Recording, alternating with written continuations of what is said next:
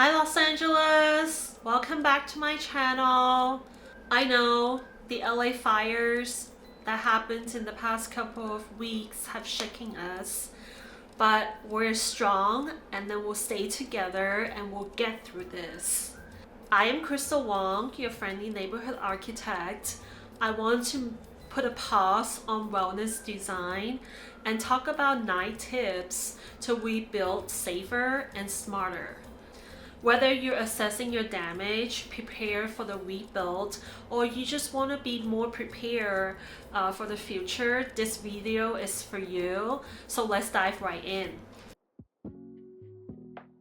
So first thing first, don't rush to go back into your house. Wait for the authorities to tell you whether it's safe to go back in.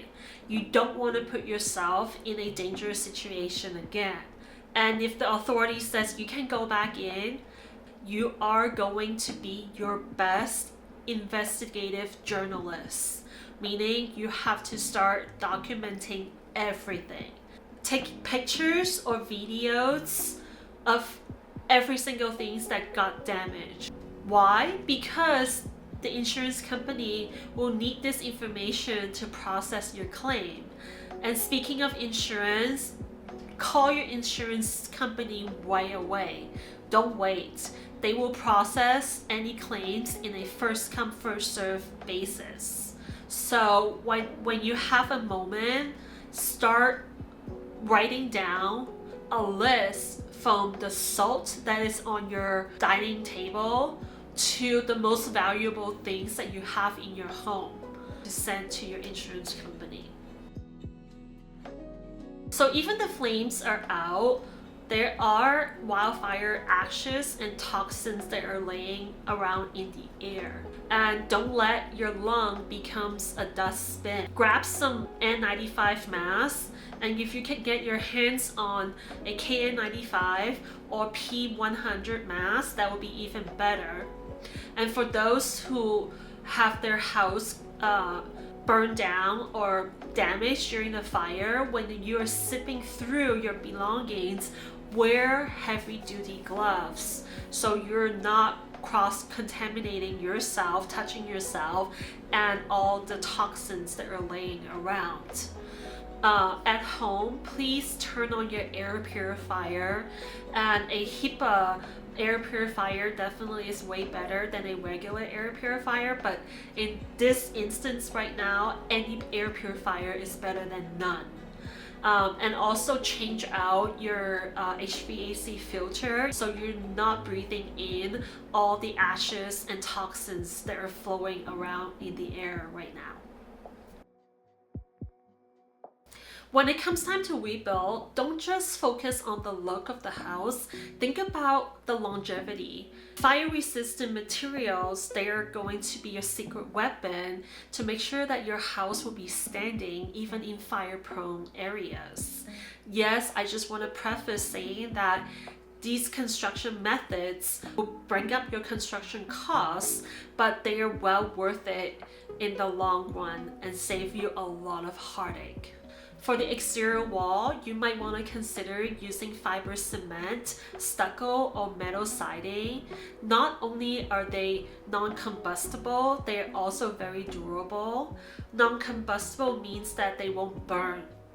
And also, it is not required by the building code.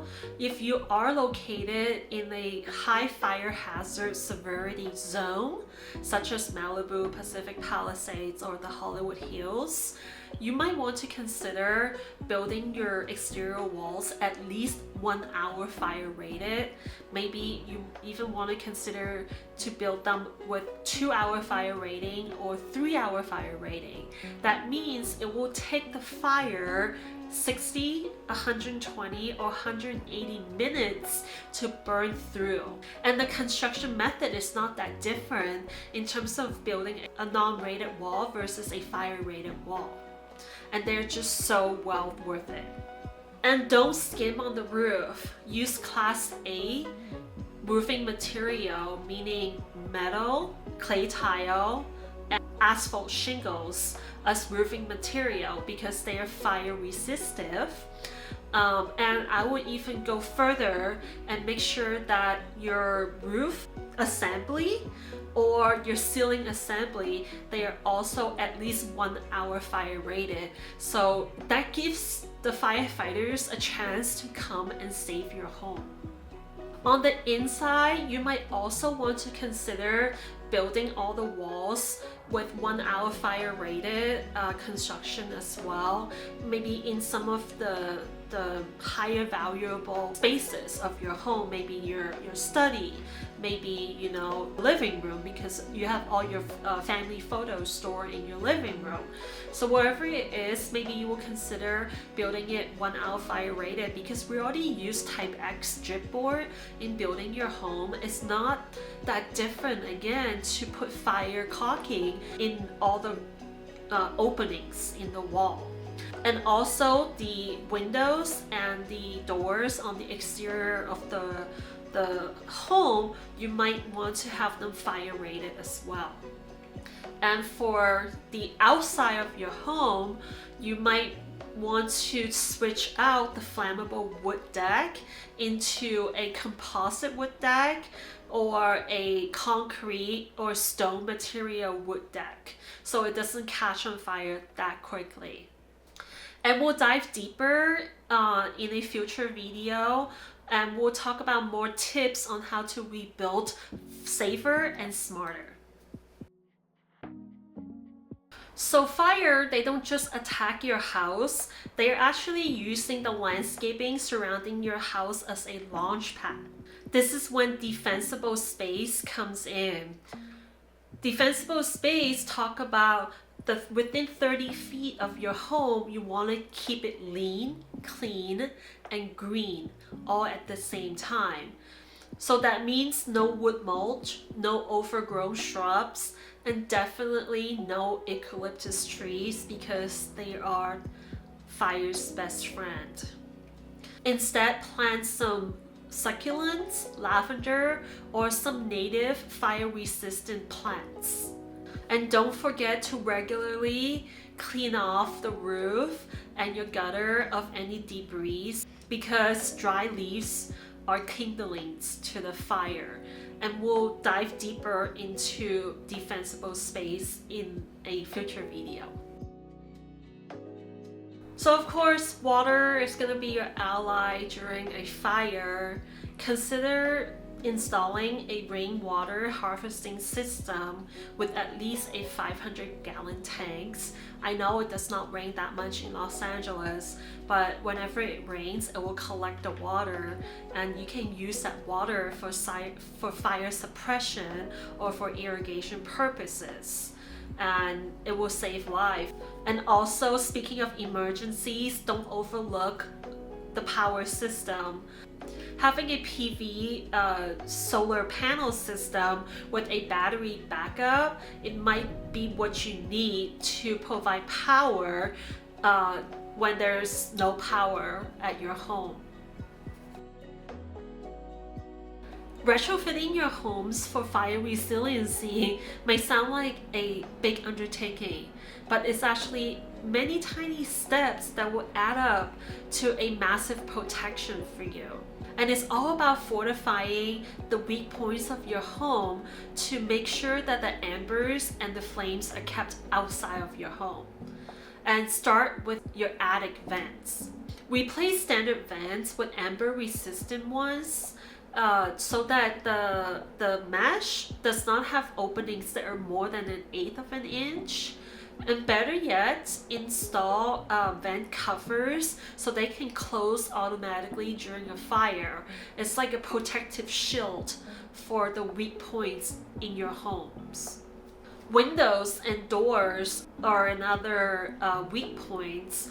Glass will shatter during high heat, so consider replacing the windows with tempered glass so that they won't shatter. They will just shatter in place. And consider switching the windows out to fire rated one as well. So for a 1 hour fire rated wall, you will want to have a 20 to 45 minute rated windows if it's not required by code to install fire rated walls. If replacing the window is not in the budget, consider using a fire-resistant window film as a temporary solution for a fire protection, and they will also block the harmful UV rays out as well. Tiny gaps around the windows and the doors are the places where ember will go through and start a fire in your home. So seal all of those gaps, and it will make your house more energy efficient in the meantime as well. And lastly, your roof is the most vulnerable place where the ember will fall down and start burning. So I have mentioned that before. Use Class A roofing materials such as tiles, metal, and asphalt shingle so that you're sure your roof is protected. Don't forget to regularly clean your roof and your gutters as well, because dry leaves are kindlings for fire to start. And you don't have to go at it alone. Partner up with local architects, contractors, and landscape designer when you're rebuilding your homes, because they will know what to do in the fire-prone areas. And if you want to, you can research if there's any grants out there that will support a fire-resistant building, because who doesn't want free money, right? And let's be real, in LA, we not only have wildfires, we also have earthquake. So having an emergency resource kit handy is really, really important. And here are some of the items to consider to put in your emergency kit. A few days worth of clothing, including undies, N95 mask and gloves, flashlight with extra batteries, bottle of water, maybe half a gallon to a gallon per person per day, non-perishable foods, fire extinguisher, first aid kit, important documents in a waterproof bag, such as birth certificates, passports, home insurance documents, social security cards, house titles, wills, or any backup ID, etc. Portable phone chargers, of course, all of your computers, any electronics that are valuable to you, and don't forget to have some cash in case ATMs will not work.